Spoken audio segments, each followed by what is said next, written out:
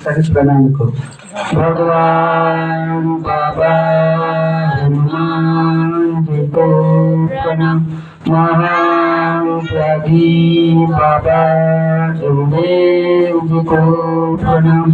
परमात्मा भगवत प्राप्ती करिता निष्काम कर्मयोग साधना करिता परम पूज्य परमात्मा एक सेवक मंडळ टिबकी नागपूर बाबाच्या आदेशाने आज कावडे साहेब यांच्या इथे 9वे हवन नुकतीच पार पडले आणि एका भगवंताच्या चर्चा बैठकीला सुरुवात झालेली आहे.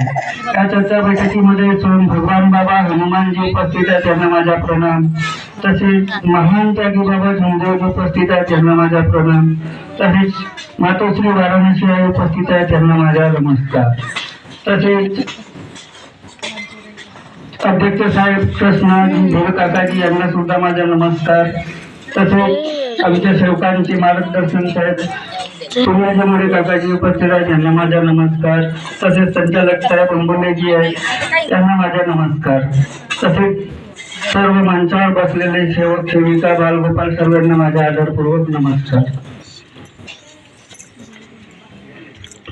या चर्चा बैठकीचे विषय सत्य मर्यादा प्रेम 4 तत्व 3 शब्द 5 नियम आणि सेवकाला आलेले अनुभव या विषयावर आधारित आहेत. तरी पण संचालक साहेबांनी मला अनुभव विचारले ते मी आपल्या शब्दात सांगत आहे. अनुभव असे आहे, मी मार्गात नव्हतो त्यावेळेस मला खूप वाईट व्यसन होते आणि 2 महिला साकोलीपट्टीमध्ये एक लग्न होता. माझ्या मोठ्या आईच्या मुलाची मुलगी होती, तिचं लग्न होतं. तर मी आणि माझा मुलगा तिथे लग्नाला गेलो होतो.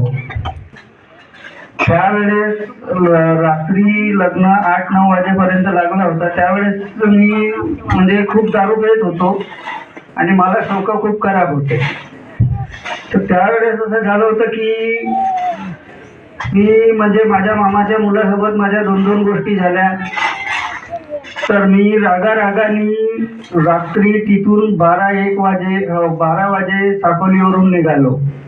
नगरगाव बांधगड एक गाव होता, तिथून निघालो. तर रात्री मी 3 वाजता पोहोचलो. मग मला असं वाटलं की आपण ही एवढी मोठी गलती का करत आहोत. मला मग कंटिन्यू 4-5 दिवस झोप नाही यायची, कारण कोणी लोक असे सांगत होते की त्याचा तेवढ्या जंगलातून तुम्ही आले, लहान तुला पोरगा असं तसं.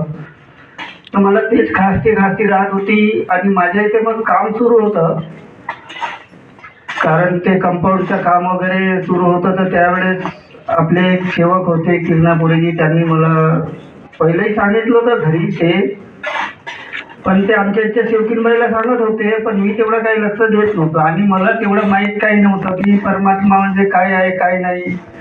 कारण मी खूप प्रयत्न केला, कारण माझे शौक सुधरून जातील बा म्हणून मी 2-3 ठिकाणी दारू पण सोडायला गेलो. एका ठिकाणी इकडं खवाच्याकडे गेलो, तिथं प्रयत्न केला. तिथे गेल्यावर मी 6 महिने नाही पिली. मी म्हणलं आपली दारू पाणी काही सुटत नाही. पण मग मला अशी धाकटी वाटत राहिली, घरचे लोक खूप परेशान व्हायचे. मग विचार केला, मी म्हटलं नाही आता आपण सुधरू शकत नाही, पण म्हटलं आता एक वेळा आपण ट्राय करू. काही मी आधी याच्याबद्दल मला माहिती नव्हती, पण मी कोणत्या देवी देवताही मानत होतो. तर मी सांगतो, मी आपल्या घरी गणपती मांडत होतो. गणपती मांडल्यावर मी 1-2 दिवस दारू नाही पित होतो, नाही तर मी तो गणपती बसणार आहे तर मी एक गणपती बनवून जाऊ, कारण तो गणपतीचा तिकडे वेगळा राहिला. पण मी दिवसभर दारू पिऊन मस्त तुन्न राहू, मला असं वाटत नव्हतं. पण मग त्यानंतर मी काही दिवसानं मग विचार केला, आपले पोरं बारं मोठे होऊन राहिले. मग मी दारू पाणी प्यायचा, तर मग मी 8-8 दिवस जेवण नाही करायचा, नाही ड्युटी जायचं, नाही काही करायचा.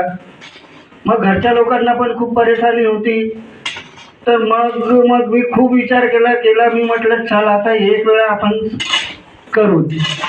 मग मला सांगितलं की आपण फलाण्या ठिकाणी जाऊ, काकाजीकडे, मोडे काकाजीकडे जाऊ. सेवकांनी मला सांगितलं की तिथून आपण कार्य घेऊ. तर मग मी इथं कार्य घ्यायला आलो. तर काकाजी म्हणाले की तुम्ही एवढ्या दूरून कार्य घेता, तुम्ही वाडीवरूनच घेऊन आपलं महाजनवाडीवरूनच घेऊन घ्या. मी म्हटलं नाही काकाजी, दूर होऊ की कसं आपल्याला मार्ग घ्यायचा आहे तर आपण जवळ राहू का दूर राहू, आपल्याला करायचं आहे तर करायचं आहे. आणि आपले सेवक हे वडकीचे आहे, सर्व काही आहेत, आपण याच्या माध्यमानं येऊन राहिलो. तर मला असं वाटत नव्हतं की मी ह्या मार्गात आल्यावर पण सुधरून जाईल बा म्हणून. कारण मी 2-3दा असे हे इथे तिथे अंडे पंडे पुजारीजवळ गेलो, पण माझा काही उद्धार काही झाला नव्हता. आणि मला एवढी परेशानी होती, मला परेशानी नव्हती पण माझ्या घरच्या लोकांना खूप परेशानी होती. कारण बरोबर आहे, आता मोठे मोठे हळूहळू होतच चालले होते आणि चौक माझे दिवस दिवस वाढत होते. कारण मी जेवढे कमावून तेवढं पूर्ण पैसे फालतू चौकामध्ये उडवत होतो.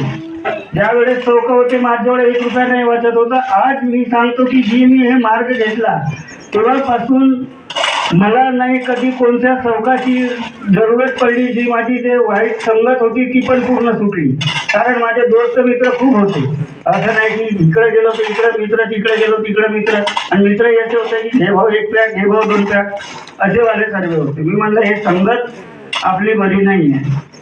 आणि त्या दिवसपासून जेव्हापासून मी काकाजी जवळून कार्य घेतले, मग हळूहळू आपले कार्य सुरू केले. 3 दिवसाचे कार्य दिले काकाजींनी.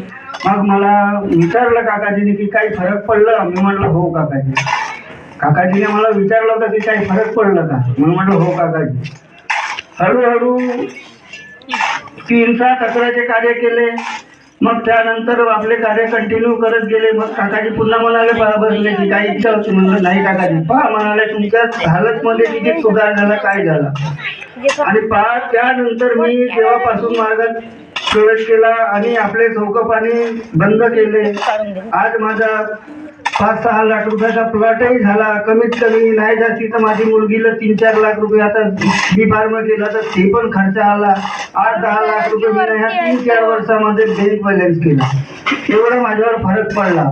आणि ह्या मार्गामध्ये माझ्यावर एवढी चांगली घटना आहे की सर्व माझं चांगलं झालं. माझी आई पण असं वाटत होतं की माझे कार्य नाही होणार, माझे त्यागाचे कार्य सुरू होते. त्यावेळेस 2-3 श्रवण होता माझ्या. तर माझी आई एकदमच बिमार होती. तिला म्हणजे पॅरालाइज मारला होता तर तिचं काही खरं नव्हतं. जेव्हापासून कोजागिरी झाली तेव्हापासून मला वाटत होतं की नाही.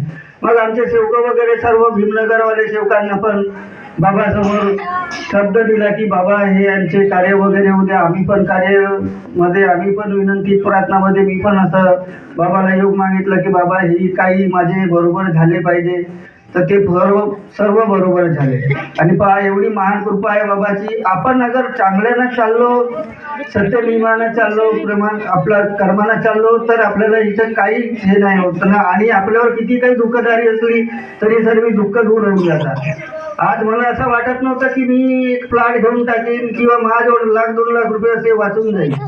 पण पहा एवढी भगवंताची कृपा आहे आणि माझं सर्व चांगलं होऊन राहिलं आहे. एवढेच माझे अनुभव आहे. माझ्या बोलण्यात चालण्यात जी काही भूलचूक झाली असेल, प्रथम भगवान बाबा हनुमानजीला माफी मागतो, महान त्यागी बाबा भीमदेवजीला माफी मागतो, मातोश्री वाराणसी आईला माफी मागतो, आमच्या अध्यक्ष साहेबांना कृष्ण काकाजी बिलला माफी मागतो, उपाध्यक्ष काकाजी सुनीलजी मोरे काकाजी यांना माफी मागतो, संचालक साहेबांना माफी मागतो, मंचावर बसलेले सेवक सेविका बाळगोपाल सर्वांना माफी मागून आपली जागा देतो. सर्वांना माझा नमस्कार. धन्यवाद गोपाले साहेब. फार सुंदर असे आपण अनुभव सांगितले. तसेच परमपूज्य परमात्मा